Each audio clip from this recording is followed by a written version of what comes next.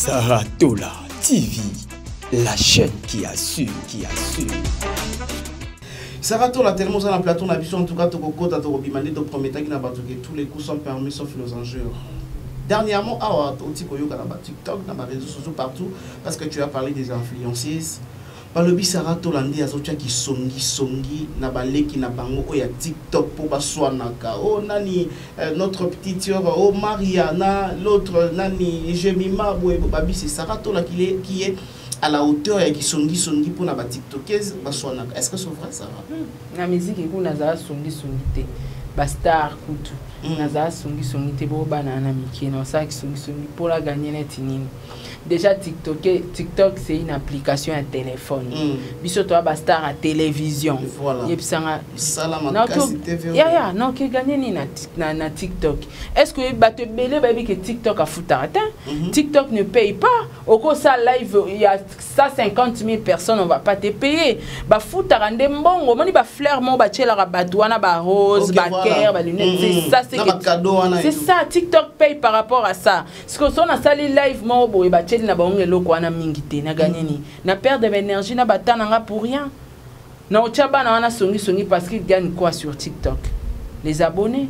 Moi je vis plus des abonnés na vivara na ngote moi je na vivara na pata dinero on se comprend donc eza na ngokaka parce que il paraît que il y a moko ozaka part il y a petite sœur moko et puis mususu yo ozaki contre ye non mais ngaso na zo y part à petite sœur moko na pas zo y part à petite sœur moko excusez mabe ya zo y part à mutu so zo y part ya Maria nga peso na zo part Saratola TV, la chaîne qui assure. Compte 40 et salut titre nzembo oyo artiste musicien Diego Milito auti kobimisa kasi kokamwa ayembi yango na Saratola oyo nanu ayemba te yokeloko yo arc-en-ciel le bimi poe kama mvula ele monini chéri na ngai otie na motema Chiswaka Patrick nazolela tous les jours Papa Samuel ya maman Madolelo na Germanie. Tala, bon consommer déjà compte 40 pour et ça déjà disponible na marché de disques et na ba plateforme nyonso boyoka po et ça na ba kunga danger et ça na clip ya qualité musala et salemi kitoko ah Diego Milito bayemba kande boye po olakisi expérience ndenge oyembisi Saratola oyo nanu atika koyemba te mais abimisi son ya qualité pe respecter ba note vocale kaka ndenge ezalaka ke yo oui 40 client nanga c'est yo fournisseur quarantaine nanga c'est yo les clous et les marteaux chapelle na ba mon père chrétien repenti confession Gina c'est bolingwa amatu Patrick Chiswaka koyeba musala esala kelengi bondi melangai esengeli koyeba ke na occasion ya 4e édition trophée Mwasi ya Talo organisé par ONGD SD magistral et sika wapi la journaliste influenceuse et femme entrepreneur congolaise Saratola azwaki bongo diplôme d'excellence kasi botu na ngazalaki pona nini pona ba émission kitoko oyo asalaka na correspecter déontologie éthique kaka ndenge azalaka notamment émission histoire vraie pe les sous émission parlant du business kasi tango azwaki trophée oyo Saratola a dédié ki yango na basi nyonso ya Congo nazalaki sélectionné lokola Mwasi ya Talo la média en ligne. Je suis la seule chroniqueuse oyo va remettre là mérite na trophée. Donc ça montre que même si on est dans le bêtise, même si on est dans les clashs, même si on est dans le buzz, mais il faut tous rappeler un côté positif na biso moko oyo peut-être ekoki kosunga yo lobito ekoki ko faire représenter quelque part au vandana ba grande personne avec les grandes dames de na vanda ile donc boka kanisi esili tiens lokola azalaka na fondation ezali koporte kombo na ye Sarah Tola mokolo ya dimanche 25 décembre 2022 akendaki bongo kofete Noël na baorphelin oyo bazalaka bongo na orphelinat amema situé na quartier 7 na commune ya Njili esika wapi mama ya bolingo ya motema malamu Sarah Tola abinaki aliaki pe apasaki bamoma ya kitoko elongo na bana oyo bapara na bango batika mokili ya se kasi mutu akopesa bango affection azalaka te basepeli kofete na mama ambiance ezalaki ya kosakana te kasi bobosana te ke ane pase Sarah Tola elongo na fondation na ye mobimba babimisaka bongo kelke mama na bahopito nyonso wana na susi kaka ya kosunga pe kosalisa Sarah Tola walai ndimelanga ke oza ya nzambe mapamboli na nzela na yo basi ya boye nde kongo eza nango mposa mpona development ke yo Did somebody say that Majabu Gospel is coming to the United States? Yes, Majabu Gospel is coming to America. Pour la toute première fois, Majabu Gospel aux États-Unis d'Amérique. On the 16th of January, it is happening in Portland, Maine. An amazing, life-changing and epic concert. Et le 23 janvier 2022, bien sûr, à Dallas, Texas. Je peux m'imaginer combien la gloire de Dieu sera présente. For 2022 is gonna be glorious. The whole Majabu Gospel team will be there. And we cannot wait to share this moment with you. Retenez ça très bien. Le 16 janvier 2022, nous sommes à Portland, Maine. Et le 23 janvier 2022, à Dallas, Texas. Invite a friend, save these 2 dates, because you don't want to miss it. And I hope to see you there. Soyez bénis.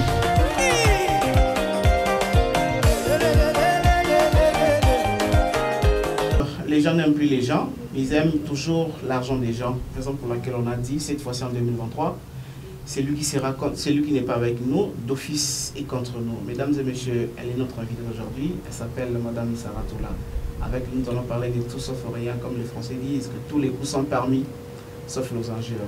Merci à vous tous qui donnent confiance de temps à autre sur votre chaîne. Toute info également sur Sarah Tola TV, vous allez nous suivre. Merci à vous, votre confiance, comme je le dis. C'est avec elle que nous allons parler de tout sauf rien. Sarah Tola, bonjour meilleur vœu. Bonjour meilleur vœu mon frère. Boni. Ouais, ça va très bien, par la grâce de Dieu, ça va. Obligé, et ça n'a bien à sur le plateau parce que nous les belé na mona yo kala comme talo na TV na bien Sarah Tola même pas. En fait, oui, les gens n'aiment pas les gens de Tolobara. Oui. Il y a un condamné à battre tout le monde a mutumo boé au salaire et l'oroté mais à kangeli op n'apporte au côté. Voilà. Yosko mituni ah mais na sala mutu et l'oroté ayi ninga boé point nini. Or bato baleka kiwana. OK. Basi ba bebisa. Bebisa kinzela. Moi yo ba fungole le porte exacté. Donc ozomona batu mususu lelo ba ofuta ta mususu ba masumu ya batu mususu. OK. Mutu mwaza ki mote ya malamu na batu et tout apusio pembeni apesio siksa fulio mais quand na minutes sans cause au monika mutu mwa baluki abandi ko piquer yo ba clash les insultes et tout et comme ça rabiso moins réticent. Oui. Et c'est normal. Au commis comment on a pas vrai na yo. Au comment ta bango pega non baza non ka wana pardon po tozo e batte qui est qui. On se comprendre. Au talisco mutu mon en kutu aye musala ana na téléphone to longo lisi mon PC non téléphone. Voilà. Au bando l'accende bastu na question. Couper awa bongo te tout na boye ngana répondre. Au fur et à mesure mutazui elan ayebi musala abandi ko travailler et lobby vous allez payer mon temps à finir. On a pas à remercier yo. Mais laisse tomber. Donc ils ont découragé biso même ko aider batu mususu ko pesa batu chance. Na loba eloko te mena o loba ngopa na o. Ebi kenga batu babenga ngati le loba na pia bango musala na boyaka.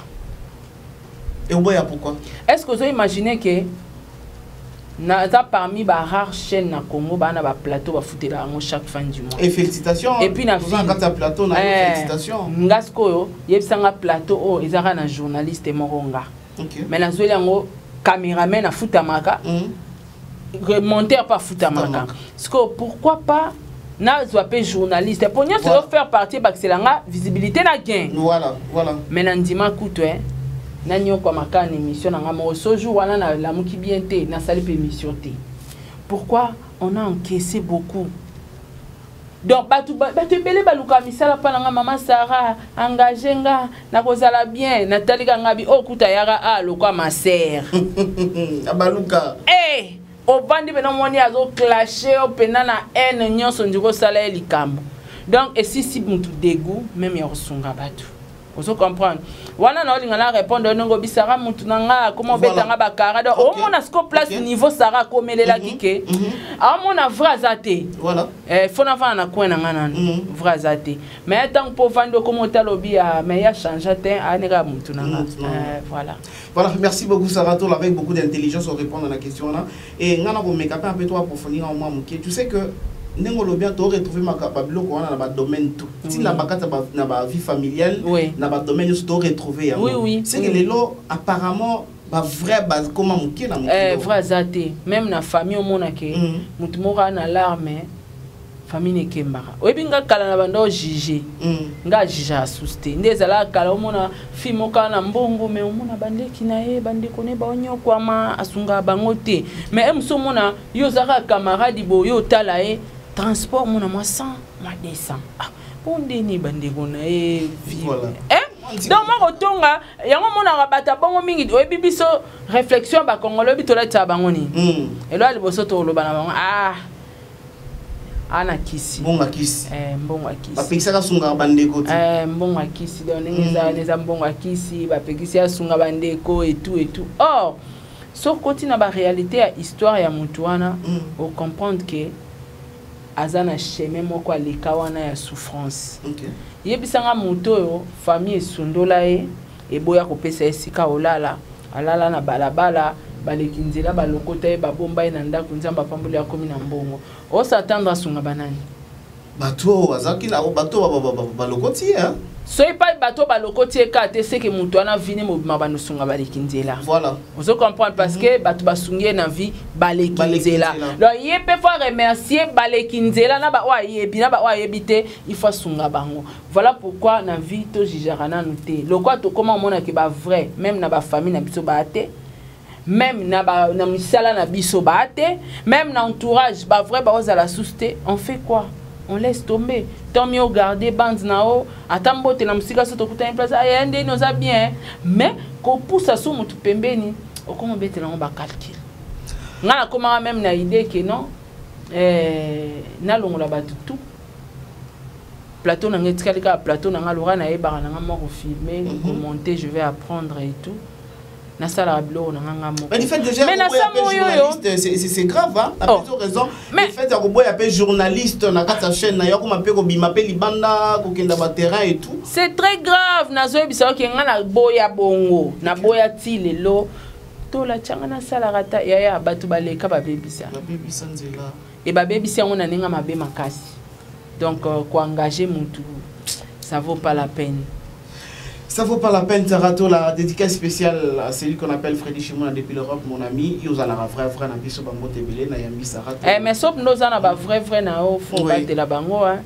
Et Netinga, nous avons un vrai frère, au Pena, nous avons que Batou, il y a vendu le Bota, l'Angabo, et au hasard vrai. Donc, Batou, nous avons tout, il y a un vrai frère, Bambote, la bino, n'a bino trop. Sarato, la Batou, il y a abonné à toute info. C'est là qui vraiment la pour raison pour laquelle je t'ai vraiment dérangé au téléphone. Le temps Sarah tout coutana. Toi maintenant les solos la musique.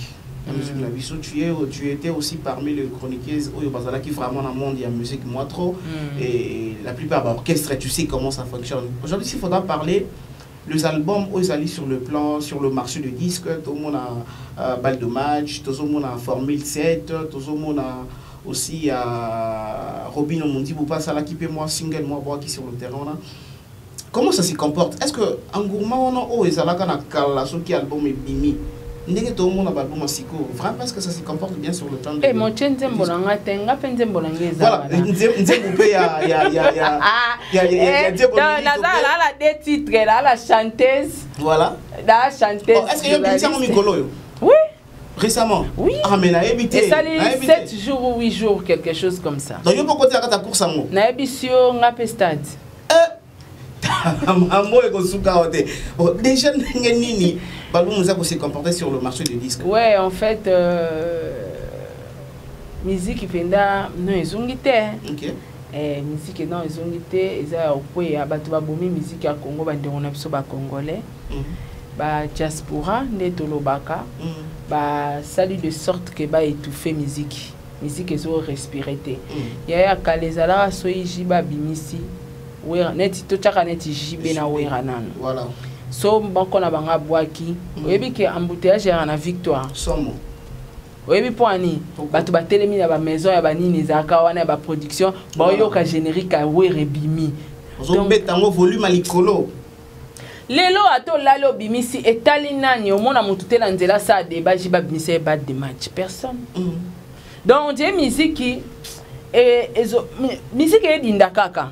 Ezo dinda kaka pour en plaire même musique ezalaka na ngo na ebisio est-ce que lelo somona sona kwa mo ba jeune mo ba vandi ba sa pe débat pe ya jibena wera ezalaka ngo suste ezalaka suste kalezaka no mona batu ba debo mona ke na lupangu ndako na ndako basola tepo ndako batawera ndako batajibe ezalaka ngo suste konini sala ningi wana apparemment musique ezo baisse depuis bande on a besoin ba combattre ba télémela ba concert na poto et kanga parce que au moni même ba ivoirien ba comme na ba mpifo koleka ba congolais pour na ka ba concert na poto.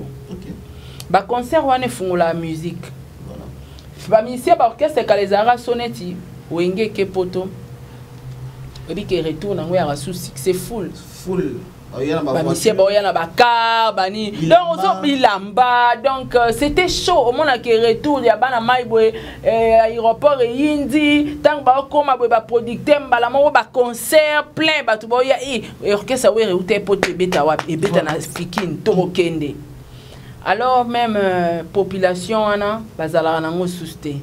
Mais Dieu merci quand même tout le monde moi musique qui te revivre sous bilingue musique qui existe en Congo na stade de martyr à Falinde tu comprenais qu'il y a batu balinga na banka musique pour plein o ezaba nyamate ya kabatu et 4x4 beti stade tout le monde peut batu batu bazara na bango mais problème ça peut-être génération hein après pas tout le monde peut donc peut-être la génération faut pas oublier pour bateau bazalara ba vivre pour qu'il y a jubé na wera lelo ba maman oui ba maman ba papa ba responsable est-ce que ba koya sous ba stade ko discuter sous na ba balabala c'est ça c'est un grand problème maintenant côté Fali à salam bilingue après ça elengi na mikolo a yibi pe génération kilelo penza Fali avandisi na kilelo mais au mona ke musique penza ezo bunda kaka ça va pas donc bango ba boaki na bango mais ndezala kalake jiba boaki kofia boaki ponga na ebara to sala de ba moko tito bunda ba boaka yoka nenge ba musique yango bimaki kibisa mpipa voilà TH Efrakata na papa wemba pa boaka ki bazalika fulangenge papa somo 4 albums na terrain wana 4 yo le kapi to bandisco débat fulangengeleki tala Efrakata tala kutu Kofi alataki linette wana na musique ça susté voilà mais tout le monde il est là directement tellement ampleur on a ça fait partie aussi tous asu na ba CD framonté et comment ba consommation et à télécharger à réseaux sociaux en ligne et tout mais là tout le monde a ma comparaison direct entre l'album Formule 7 dans l'album Balle de match à JB Piano. Les autres disent que non, on sentit papa chéri a colonisé Maramounioso. Les autres vont continuer quand le fallait pour performer cette coupe ou les autres liés à balle de match comme pas possible. Il sera tout le temps chroniqué. Ou ça la lecture ni quand on album balle de match dans Formule 7. Déjà comparaison exacte parce que bango tout baba grand artiste. Ba grand artiste. Jiba aza grand chanteur, Fally aza grand musicien. Voilà. Alors, bango tout baembara déjà bien. Et différence c'est ça hein, formule 7 penda ya na kilelo quoi. Voilà. Et puis moi kilelo moi. Té ezab na kilelo na ebisio dégâts. OK, bana ba se retrouver, bana ba royemba, bana ba rubina, obnezo ningi sa génération. Voilà. Entre-temps on a balle de match, on retrouve plus le vieux. Bisso Basara. Voilà, bah responsable. Mais ba petit hein? Ba écoute. Na ba tchomo na bango ndé. Ya écoute.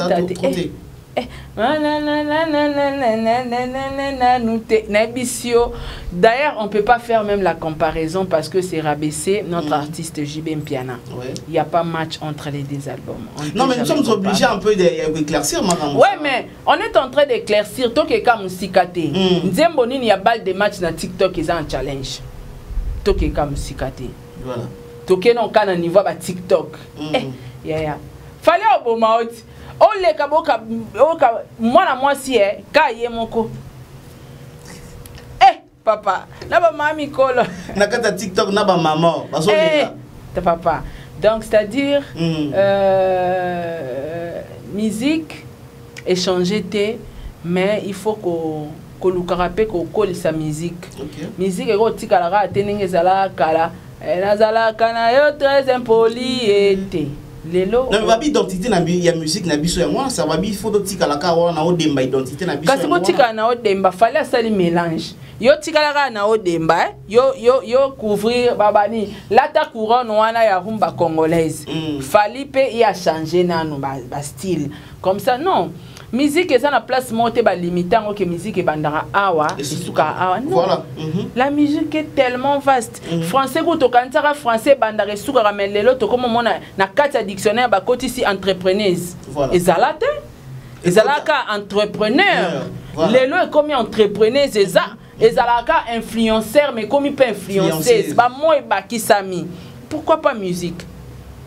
Musique, monde des ont évolué, papa, technologie ont changé. Kala, oui, kala ba caméra tu bando ça là. Ta ba caméra auto 10 jours au jour. Oui, la caméra minene na ba plateau ba télévision. 10 jours au jour caméra zo bima.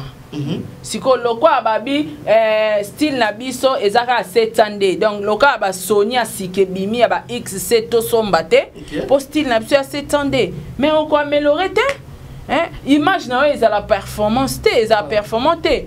Alors il faut tout améliorer même la musique bango peut faut pas améliorer faut étudier terrain que des aboyés neti nga bulangia na lukala ya ni ngona on va na bando yo album a fallu du début jusqu'à la fin voilà na lukambongo ce qu'il fallait comprendre que ba âge ba Sarah na ba vieux euro ba calculer dépenses là ndeni ba otonga ba osomba ciment mais moi na parler net nga moi na ndenga zane na parler bonga ebike ba tchela bango wifi gratuit akota tali ba album a fallu tout mobimba ando kanze moko etali ete ebike fufu so asengi ba opia ye devoir nezala tikla uniforme ke classe ngasko na raisonner to koti janvier ba obenga na ba petio yo voilà na yo ka musique ndeni donc par rapport à la conjoncture à Mboka, ils ont fait partie de la chute à musique.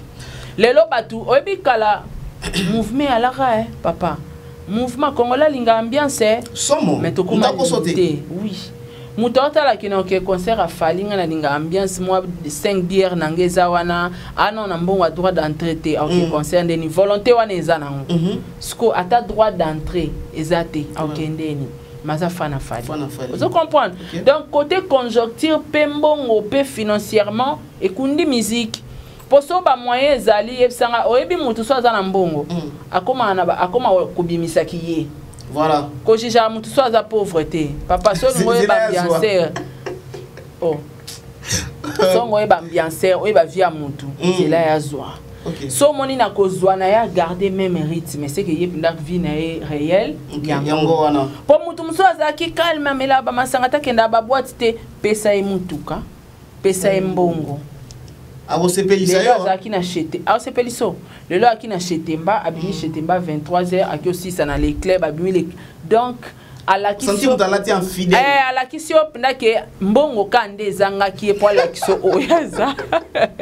On comprend. Voilà. Donc batu bana balingi musique, Congola linga musique, to linga musique ya mboka na biso mais quelque part Congola za coincé côté financement. Alingi fali. Les temps est difficile aussi. Les temps est difficile. Papa, na ebiso ka neti boso na ba mbongo nanga naza à l'aise. Fallait abimisi album na ye. Na linga fali. Pourquoi pas na yo kango nyonso? OK. Pour nous soutenir à tes concerts na même link $100. Pourquoi pas partir? Na comme pe kuna na somi moi champagne na $200. Tu amènes même les enfants. Na même na pas na toké, pourquoi pas? Parce que comment vivre na calcul et faut perso. Donc otala ke na linga fali mais son na ke sawana eko so ba moi sakaloso moi secret. Donc tango au moins ka tango comme na niveau na otiki mba moko. Sarah Tola tellement ça dans plateau na biso en tout cas toko ta toko bimandi to prometa qui na bato que tous les coups sont permis sauf les enjeux. Dernièrement awa otiko yo kana ba TikTok na ba réseaux sociaux partout parce que tu as parlé des influenceuses. Par le bi Sarah Tola ndi azotia ki songi na ba leki na bango o ya TikTok pour ba swanaka. Oh nani notre petite sœur oh Mariana l'autre nani Jemima boy babi c'est Sarah Tola qui est à la hauteur et qui songi pour la TikTokeuse baswanaka. Est-ce que c'est vrai ça? La musique est naza songi te bastar kutu naza songi te bo banana miki na ça qui songi pour la gagner net nini. Déjà TikTok c'est une application à téléphone. Biso toi bastar à télévision. Voilà. Yepsanga salama kasi TV. Ya non que gagner ni na TikTok. Est-ce que ba te belé baby que TikTok a fouta attends. TikTok ne paye pas. Au cours ça live il y a 150 000 personnes on va pas te payer. Ba fouta rande mbongo moni ba fleur mo ba tchela badouana ba rose ba cœur ba lunettes c'est ça c'est ça TikTok paye par rapport à ça. Parce que son a sali live mo boy ba na bango eloko wana mingi te na gagner ni na perdre de l'énergie na batananga pour rien na ochaba na wana songi parce qu'il gagne quoi sur TikTok les abonnés. Moi je vis plus des abonnés na vivara na ngote moi je na vivara na pata dinero on se comprend donc eza na ngokaka parce que il paraît que il y a moko il y a petite sœur moko et puis mususu yo oza qui contre ye non mais ngaso na zo y part à petite sœur moko na pas zo y part à petite sœur moko est-ce que ya mabe ya zo y part à mutu so zo y part ya Maria nga peso na zo part ya Jemima eza mabe tati eza ba choix ya mutu na mutu alors kozwa part ya mutu eza kosala kisongi te parce que na zo part eza le roi neto zaraboé na salle émission on a vu nanga par exemple il y a Virginie Manganga batumsu bazu par nae batumsu pe bazu par ya fali c'est comme ça la vie non ça songi pour gagner quoi baza baleki baba na mikie nga non ça songi neti pas Maria pour gagner quoi c'est une petite fille a luka vie nae a outi na ba souffrance na vie nae j'ai suivi même son témoignage c'est une histoire alors na rosala eneti donc rien à voir avec la petite a luka vie nae bango nyonso tu ba luka vina bango na TikTok ba comme ba influenceuse ba zo ba contrat ba publicité parce que bénéfice à TikTok eza facilité à ça la publicité à mutu.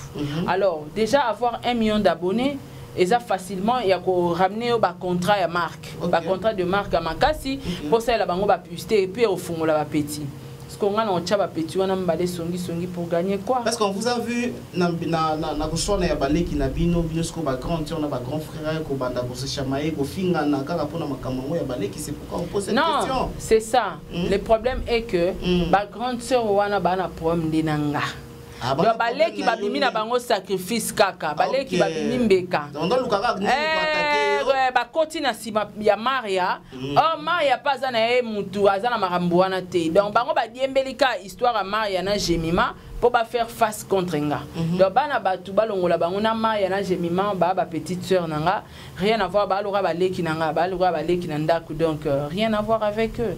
Rien à voir. Voilà, rien à voir avec eux. Sarah Tola, auto-souligné, le mot très important. Ah, ça fait aussi polémique, hein, Virginie Manganga. Il paraît que dans la Côte d'Ivoire, il fallait injurier Virginie Manganga, il fallait assopper Virginie Manganga, il fallait collaner la bilamba Virginie Manganga. De l'autre côté, on a entendu que et fallait bah kotana qui même pas na Virginie Manganga fallait azalaki musika na Virginie. En fait s'il faudra quoi analyser parce que vous allez journaliste aux chroniqueurs journalistes dans le bas qui en au début que aux salaki comment je dirais ça qui relation connaissance n'a pas presque artiste belé aminé et amboka tu sais comment artiste va fonctionner. Alors comment on a les locaux un grand artiste comme Fally injurier votre concert de pute pour mon faux et archivaux on aura besoin de preuves parce que à ce que je sache sur Fally Fally n'est pas du genre il y a batama finga mais ça ba mission sous bengi ofingo dans langage facile na yebi bango Fally azana rawanate de Fally à lolendo bangala à mizwaka voilà alors ne Fally pena mizwaka akoki jamais kolonga na ngwende na ye aya vers Virginie peu importe à ben suite Virginie finga kai auyate. Les deux Fally ne se promènent pas seul, tout le monde a B52, atambolaka na batu ba faire gagner et tout.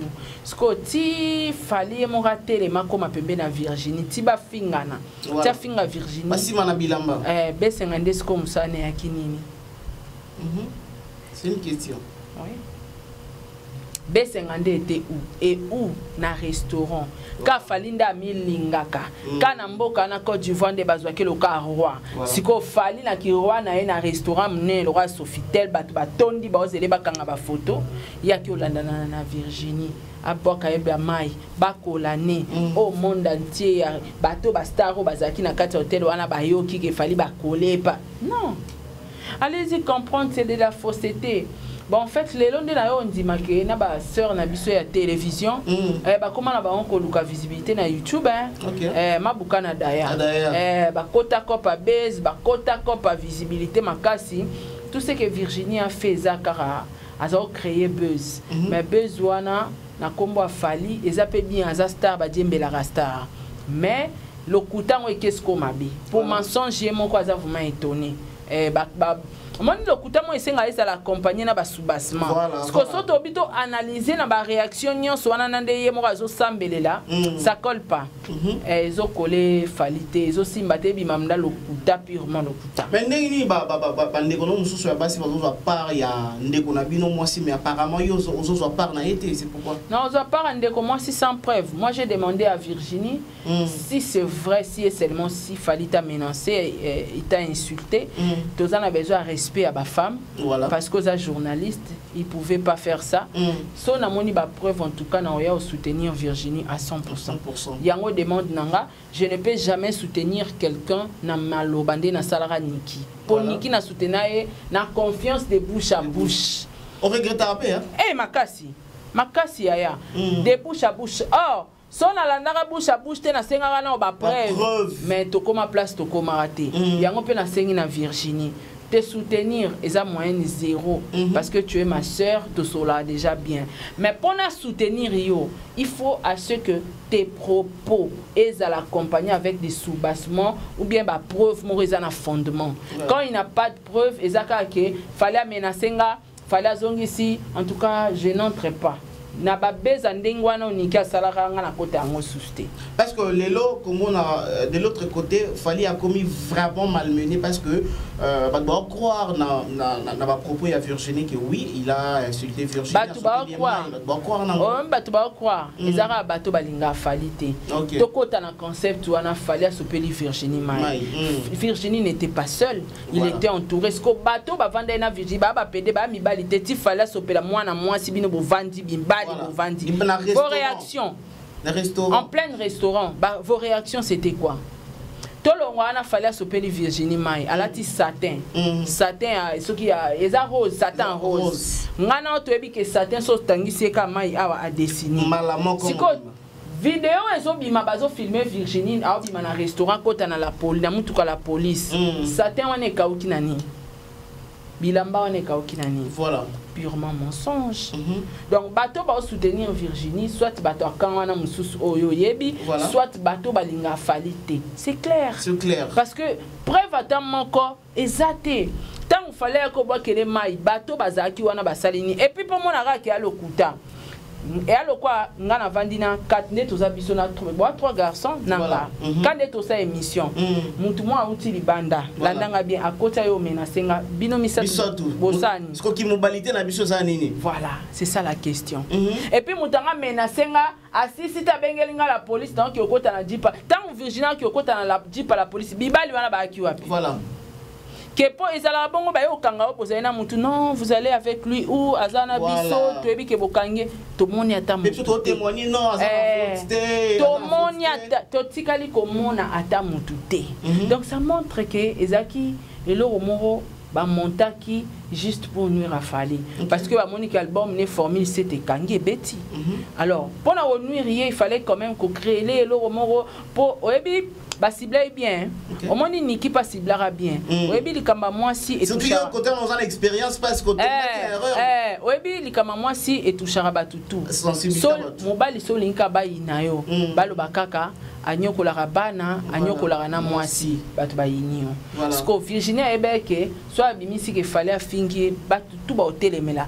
On n'insulte pas la femme, on touche pas la femme, baba ni fali ndenge nikayaki. En tout cas ma Virginie, nga, avant il faut na ba preuve. Tant qu'il n'y a pas de preuve, nga na lobango, tant qu'il n'y a pas de preuve, nga na obenge loro nyos to les canaux na réseaux sociaux chantage. Tobo ça na existe. Donc tango yo loba ke Sarah salinga boye, pesa biso ba preuve. Voilà.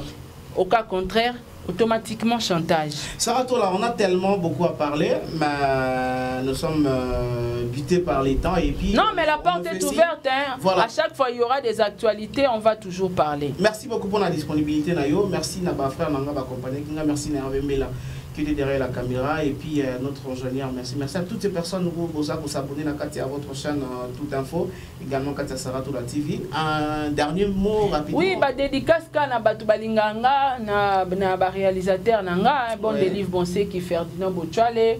Et un grand merci aussi à mon mari parce que c'est grâce à lui je suis. On n'a même pas parlé de lui parce que l'album mais il faut tout ça. Mais il faut tout ça il a un programme. Talab Nanzembo ana ba point fort na ba point faible.